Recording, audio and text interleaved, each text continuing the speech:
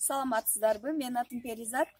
Мына май айда келип калды. Май айы бул майрамдарга бай ай демекчи. Биз баарыбыз күткөн 9-май жеңиш күнү дагы келип калды.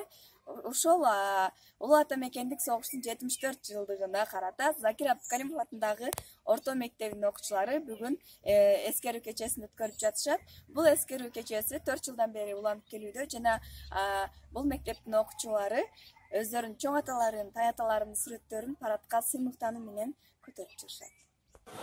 Анда эмесе биз азыр ушул салтанат баштагыча бул мектептин музей менен таанышып келебиз.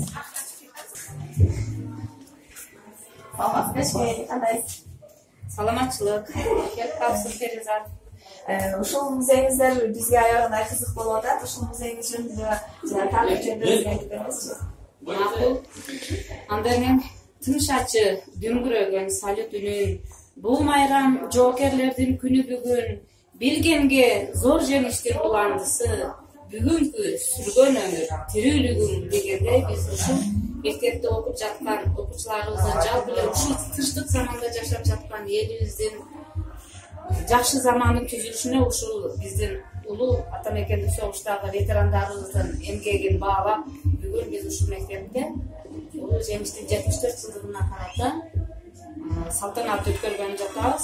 Акыркы убактагы өтө мазмундуу же болбосо сезимталдык менен эскерип аткандыгыбыздын негизи бизде ушул барып акыркы күндөрдө, акыркы жылдарда бизде ветерандарыбыздын азайып кеткендиги болуп атат да.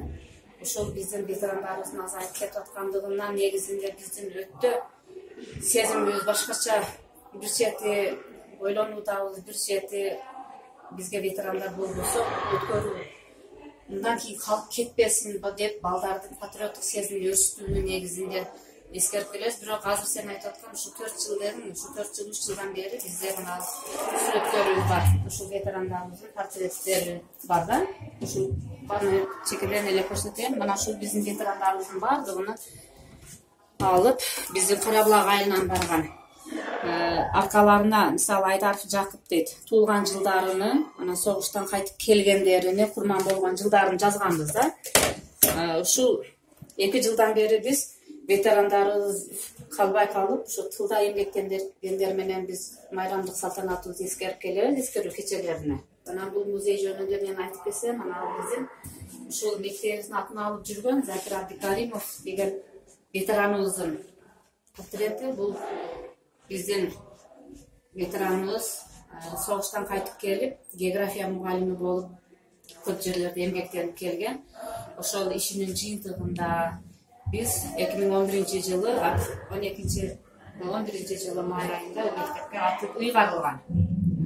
Бул жерде биз жалпысынан ушул улуу ата мекендик согуштун катышуучусу Закир Абдыкаримовдун майданга бирге кеткен эр жигиттер деп бул жерде биз эмесин чыгарганбыз. Ушул жерде мына Султанов Мамади бул бардыгы бирге барган жолдоштору, жолдоштору, анан бул жерде достору менен түшкөн сүрөттөрү бар. Бардык өзүнүн үй бүлөсү, туулган жери ушулар жөнүндө камтылган. Мына биздин сүрөттөрүбүз аны ушул жерде дайыма сакталып турат. Анан ушул эмени алып биз 2 жылдан бери директорубуз Закиров Олжобай баш болуп Баткен районундагы өткөрүлүп аткан парадка катышып жүрөбүз. Буюрса эртең 9-май күнү дагы барабыз деп ойлойбуз.